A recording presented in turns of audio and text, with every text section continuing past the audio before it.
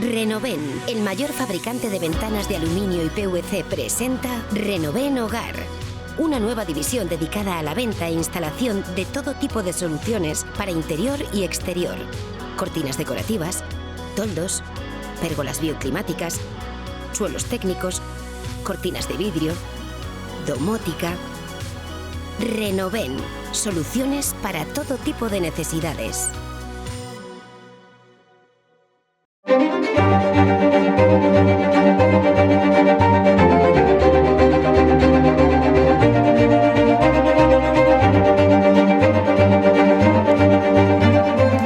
Ruth Vera García, jefa del Servicio de Oncología Médica del Hospital Universitario de Navarra. Bienvenida a este programa. Hola, ¿qué tal? Gracias. ¿Es verdad que el servicio de oncología sufre una, entre comillas, grave situación de abandono por parte de la Administración, tal y como asegura el sindicato SATSE?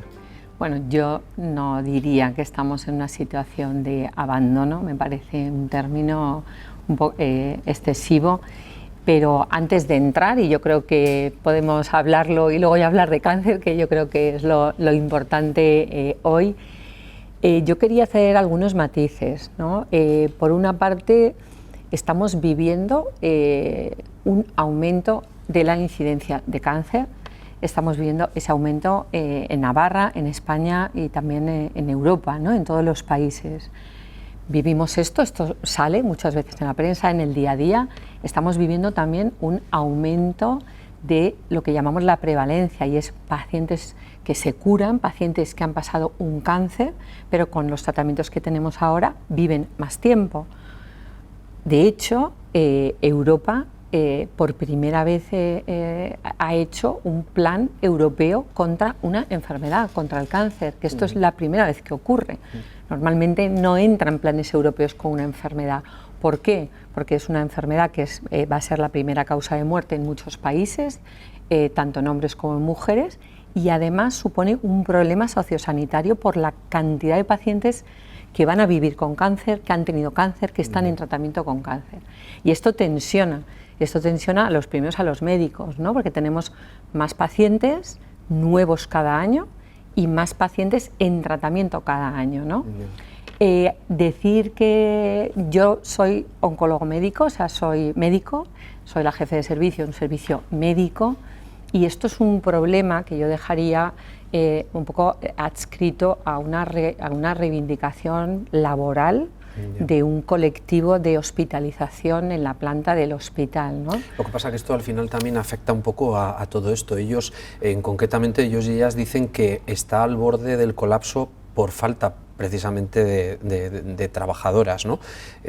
Hablan de una falta de soluciones efectivas por parte de la Administración y hablan también de indiferencia ante un problema que dice afecta a profesionales y a pacientes en la misma medida. Bueno, es difícil que pueda entrar en esa evaluación, dado que ya te digo que como responsable de un servicio médico no puedo entrar a analizar los pormenores de una situación laboral, ¿no?, de un colectivo dentro de un hospital. Pero esto le afecta, por ejemplo, a su trabajo, porque al final este tipo de conflictos no saltarían los medios si no afectara a los pacientes. ¿Está en riesgo la atención diaria a los pacientes que hay ahora mismo o no? Bueno, yo creo que no. O sea, yo creo que el paciente oncológico es un paciente muy bien cuidado, o sea, es un paciente que se cuida dentro de los hospitales, dentro creo de todo el entorno sanitario. Yo les diría a los pacientes que estén tranquilos, creo que en el día a día ven cómo trabajamos y no entrando en situaciones de momentos puntuales.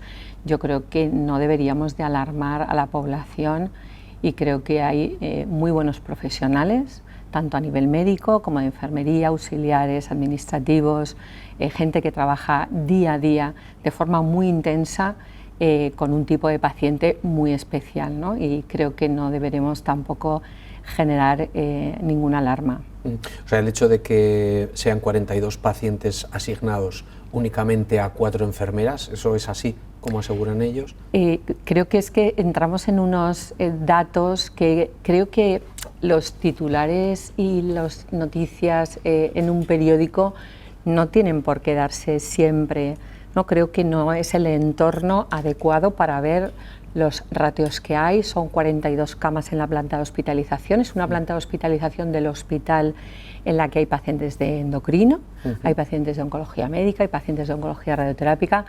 Yo no soy la responsable, ¿no?, de enfermería, hay una dirección justo de enfermería, es un tema de hospitalización y a mí de verdad que me es difícil también valorar cuál es la situación. Creo que son medidas que se tienen que tomar internamente, creo que hay los canales de comunicación con las direcciones correspondientes para tomar soluciones y que el paciente no se vea afectado.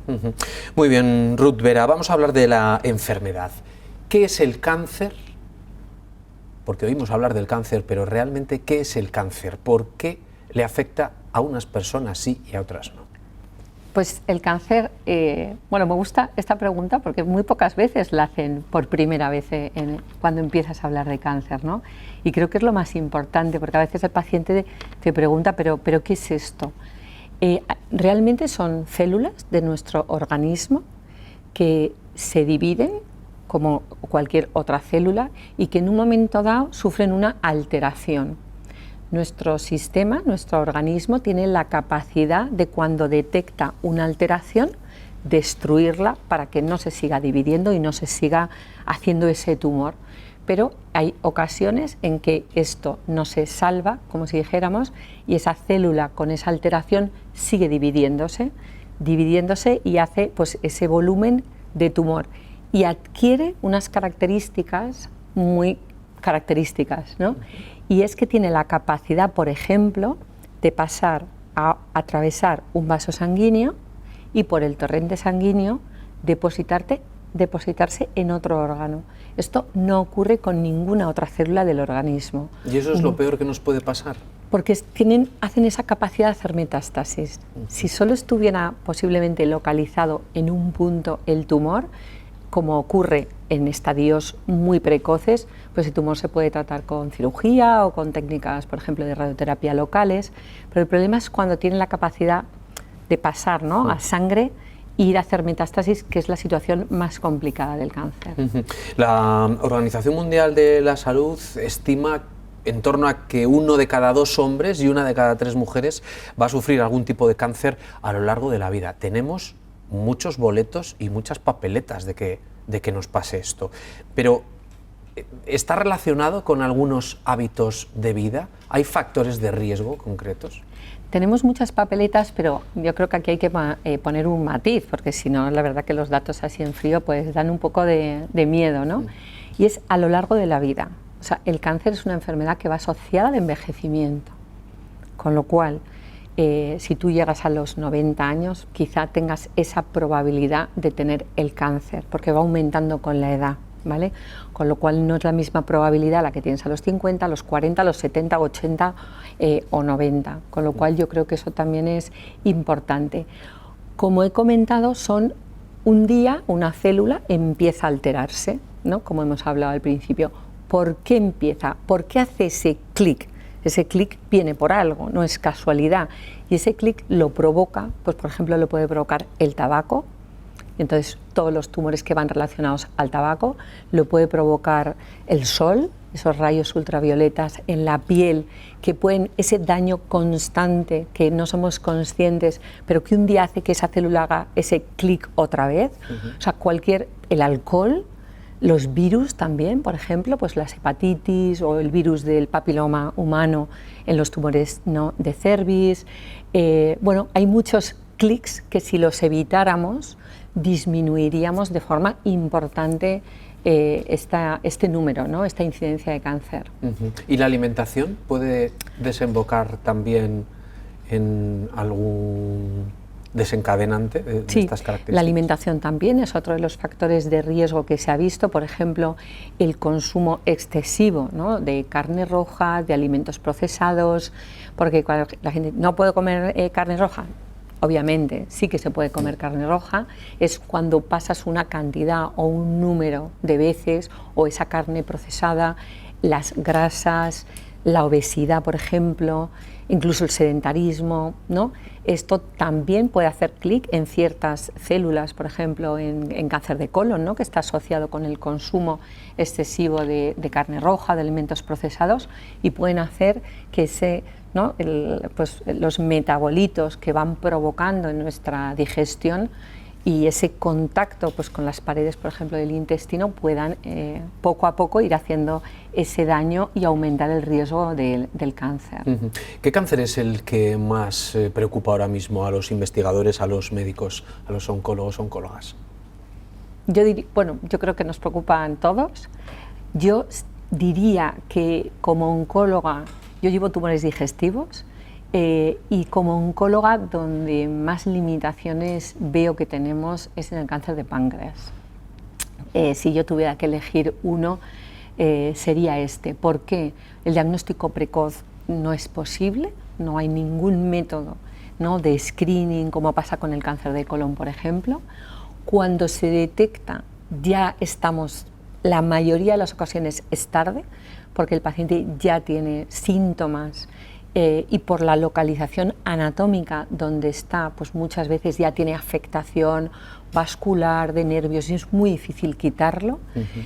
Y por otra parte, no hemos tenido prácticamente ningún avance en los últimos 20 años. Prácticamente seguimos casi con los mismos tratamientos de quimioterapia, ¿no?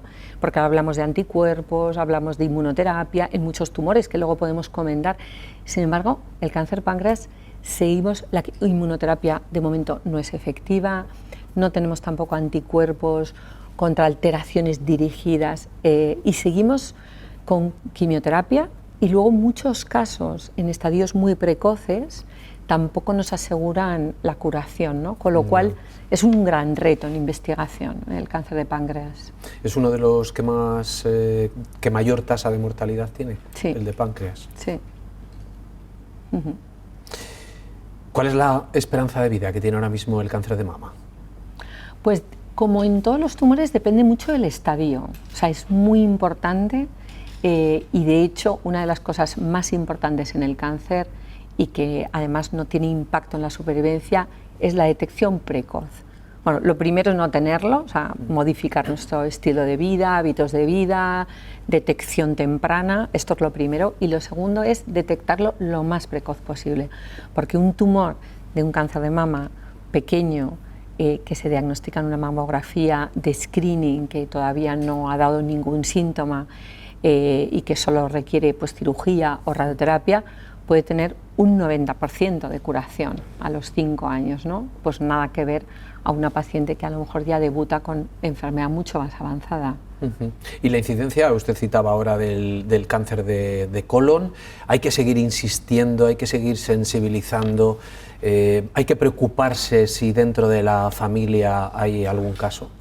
Hay que la sensibilización yo creo que es una de las cosas más importantes en cualquier tipo de cáncer, pero sobre todo en los que disponemos de métodos de screening. Realmente en el cáncer de colon en Navarra yo creo que estamos en una de las... ¿El screening que es como una radiografía? Es la detección precoz, exacto. O sea, en Navarra tenemos cáncer de mama, las mamografías históricas, una de las primeras comunidades donde se empezó, o si no de las primeras, la primera. Tiene una historia muy robusta, Navarra, con más del 90% de pacientes, de mujeres que acceden al programa. Y el siguiente fue el de detección precoz de cáncer de colon, que quizás es un poco más complicado, pero que pues llega a partir de los 50 años, llega a toda la población, pues tienen que recoger una muestra de heces, en las que en heces sale positivo en sangre, es cuando ya se indica la colonoscopia. Es verdad que en Navarra el nivel de aceptación o de entrada en el programa es muy alto, quizá yo creo que es de los más altos, o sea, casi del 70% o rondando. O sea, no le tenemos miedo a la colonoscopia. Pero todavía hay un 30% que no se lo hace, o sea, vamos a leerlo también de la otra forma. ¿Cómo puede ser que te llegue a casa, te llegue el sobre, es que te llega el sobre a casa para que tú hagas la recogida y simplemente lo tienes que echar, ¿no? O sea, en un buzón en tu centro de salud? Pues deberíamos de, ¿no? Con los resultados que tiene hacer este test, que no quiere decir que te vayan a hacer la colonoscopia, solo a los que son positivos. Bueno, pues yo creo que es muy importante decir que esto salva vidas. O sea, ese positivo lo que le está diciendo al médico es, ojo, que está pasando algo. Ojo, haz una colonoscopia. Luego haces la colonoscopia y en la mayoría de las ocasiones, no hay cáncer. Pero lo bueno de esta prueba es que en la mayoría no hay cáncer, pero puedes encontrar, por ejemplo, pólipos, que es una enfermedad benigna, que se puede quitar, o sea que el tratamiento curativo puede ser el mismo día de la colonoscopia, que quitan el pólipo, pero que ese pólipo, si lo dejas a su libre evolución, en 10 años puede ser un cáncer. Con lo cual es una prueba que también, ¿no?, te puede quitar esa lesión que todavía no es tumoral. ¿Y hay cánceres hereditarios? Es decir, si yo en mi familia he tenido 2 tíos, tía y tío, que han fallecido por cáncer de colon, como ha sido el caso, lo mejor es poner el foco o no, o seguir con total normalidad. No, hay entre un 5 y un 10% de los cánceres son hereditarios. Hablamos siempre de que el cáncer es una enfermedad genética. Genética no quiere decir hereditaria. Genética, ¿por qué? Porque se provocan esas alteraciones que hemos comentado en nuestros genes que van a desarrollar ese cáncer. Solo un 5-10% son hereditarios. Y esos pacientes hay que identificarlos. Y no es en muchos casos, bueno, yo tuve una prima, o mi abuela, mi madre, sino que estos casos hay que recogerlos bien, en un árbol genealógico, porque hay síndromes ya descritos en los que tienes que evaluar, ¿no? Hay pues, una consulta, evaluar los riesgos que tienes para ir a una consulta y hacer un análisis genético. Y si tuvieras esa alteración, que la más conocida pues es el famoso BRCA, que fue tan famoso por Angelina Jolie, ¿no? Que lo tenía, y bueno, fue como una explosión porque ella dijo que lo tenía, porque hay incluso tratamientos profilácticos, ¿no? Hacerte una mastectomía bilateral o incluso quitar los ovarios para disminuir el riesgo, o en el caso de síndrome de Lynch, por ejemplo, que es asociado a cáncer de colon, en el caso de pacientes hay que hacer un estudio genético y si tienes la alteración tienes que entrar en un programa de seguimiento y de recomendaciones diferente al de la población general. Esto es muy importante. Y qué duro, ¿no? Decirle a una mujer que se tiene que quitar un pecho, que se tiene que quitar los ovarios, para que la enfermedad no evolucione. ¿Cuánta gente delante? Depende. ¿Cuánta gente delante de usted se ha preguntado por qué a mí? Muchos. Y yo siempre contesto, o sea, esto no es de buenos y malos, esto no es porque yo he hecho, ¿no? Alguna cosa. Te encuentras, y sobre todo es cuando te encuentras a alguien, 50 años, delgado, hace ejercicio, no fuma, no bebe, ¿no? Entonces ya te descoloca, ¿no? Porque no le puedes como echar la culpa a nada, ¿no? Bueno, yo siempre les digo, pues a lo mejor en vez de a los 50, si tenías esa predisposición, a lo mejor lo hubieras tenido a los 40, ¿no? O sea, el estar sano, el tener todos esos hábitos de vida hace que quizá también tu evolución después sea mejor, ¿no? Vamos a quedarnos con eso. Todavía no sabemos, ojalá, ¿no? Y para eso necesitamos pues muchísima investigación, pues para identificar bien todo lo que hace, porque a veces ese clic, hay cosas que conocemos, pero hay muchísimas cosas, ¿no? Y ahí entra también, por ejemplo, nuestro sistema inmune y todo lo que conocemos ahora de la inmunoterapia. Nuestro sistema inmune nos mantiene a veces en un equilibrio que a veces se rompe y hace también que las células, hay mucha investigación ahí por hacer para saber más, no nos hace falta saber mucho más, ¿no? No lo sabemos, pero tampoco hay que buscar culpables, ¿no? Eso es como, ¿por qué yo salí 5 minutos antes y crucé al paso, ¿no? En vez de 5 minutos más tarde? O sea, yo creo que otra cosa es que pensamos que no somos inmortales, que somos mortales, ¿no? Y que esto es una realidad. no somos, somos mortales, no somos inmortales, pero sí que es verdad que a pesar de todo esto que estamos hablando, la esperanza de vida sigue subiendo.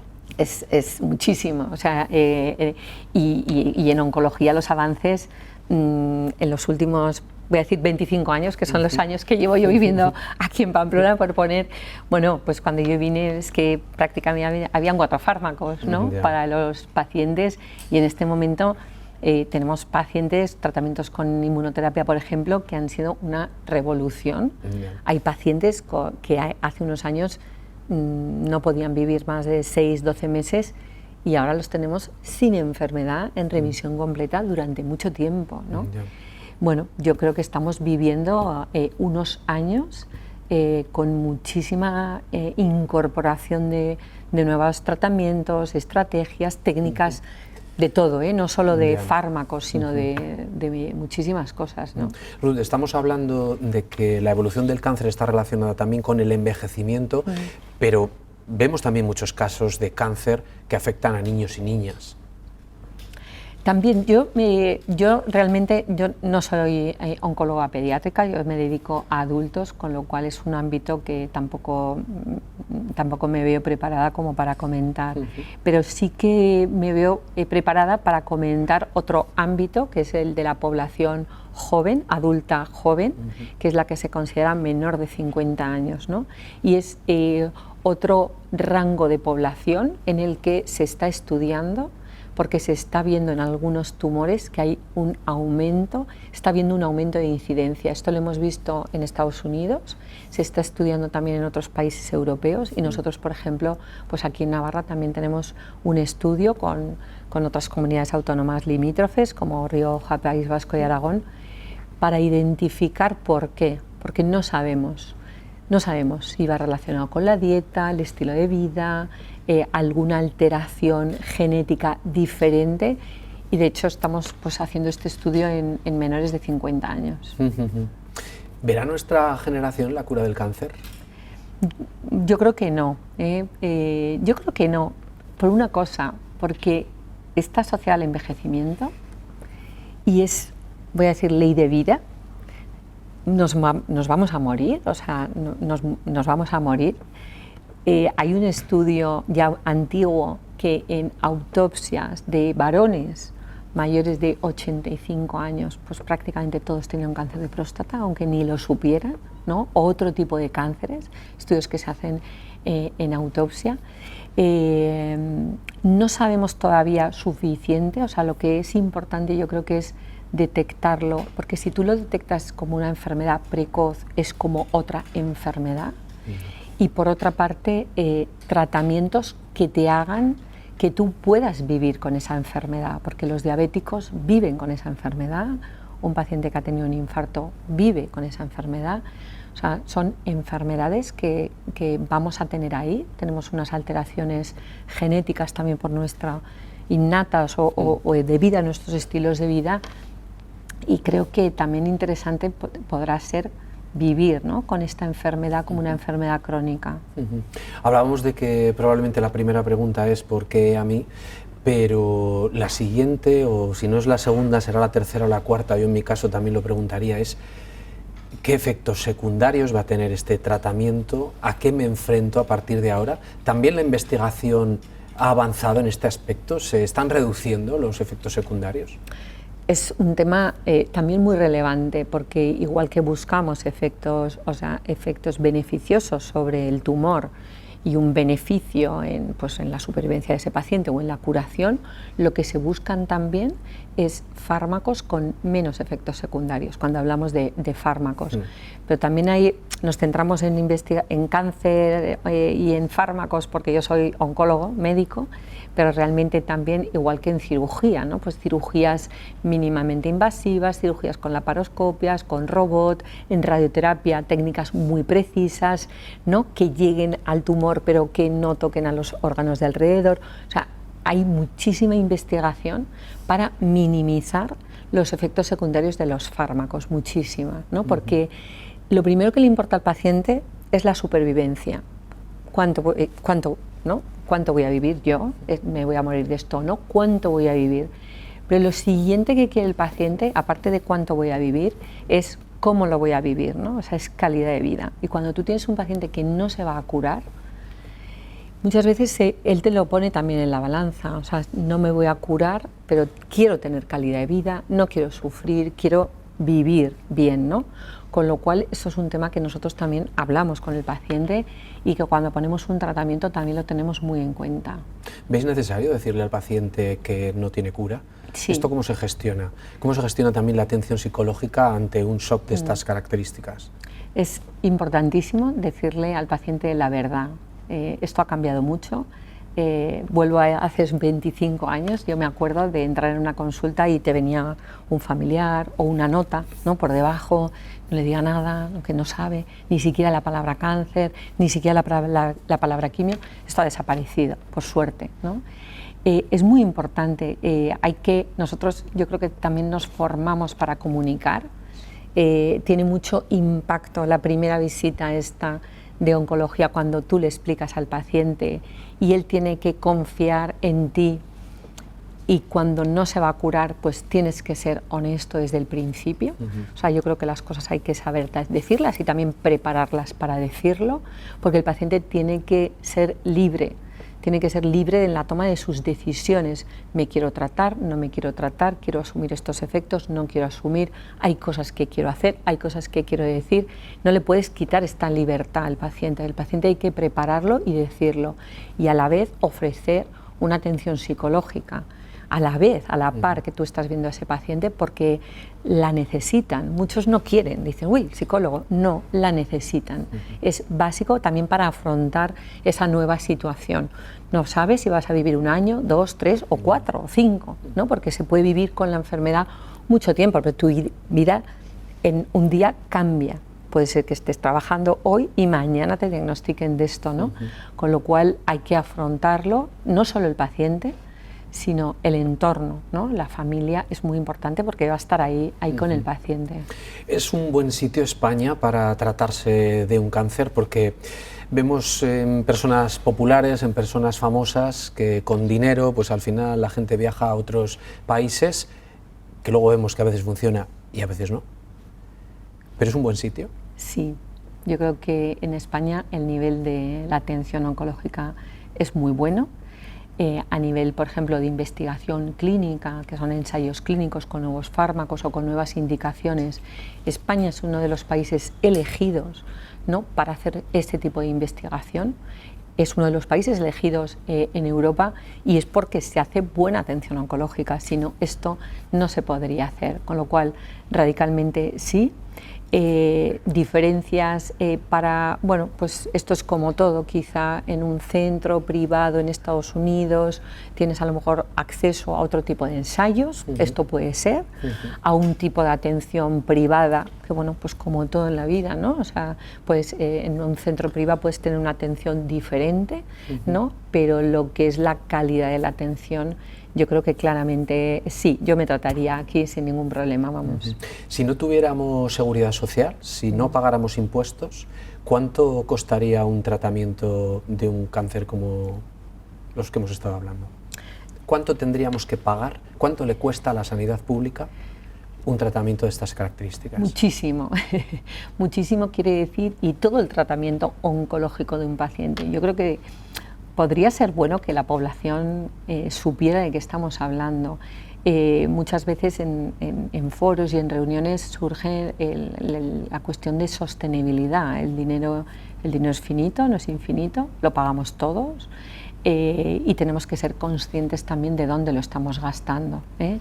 Para eso, bueno, pues tenemos agencias, tenemos la Agencia Española del Medicamento, luego tenemos las comunidades autónomas, luego en los hospitales, también para hacer un uso adecuado de los recursos, porque los recursos también son de todos. Estamos hablando de miles de euros al mes. Y estamos hablando de miles, exacto. O sea, hay un tratamiento puede valer 5 o 6 mil euros de un paciente mes, y puede tener, y a lo mejor estar 12 meses o 2 años con ese tratamiento tranquilamente. Muchísimos pacientes tenemos en el hospital con ese coste. Quizá hay otros que no, que hay quimioterapias más genéricas que tienen un coste mucho más bajo, pero tenemos muchos con un coste alto en el día a día, todos los días en nuestras consultas. Pues gracias a los investigadores y gracias también a los profesionales que día a día tratan de salvar la vida a la gente que también estamos hablando de esto. Ruth Vera García, muchísimas gracias por su tiempo. Muchas gracias a vosotros por darnos voz y hablar un poquito de esta enfermedad que nos preocupa. Que vaya muy bien.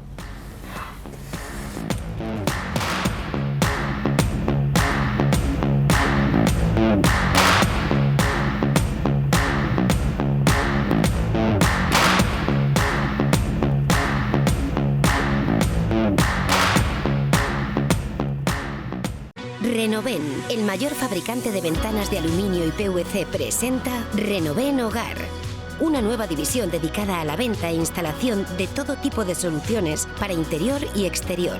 Cortinas decorativas, toldos, pérgolas bioclimáticas, suelos técnicos, cortinas de vidrio, domótica.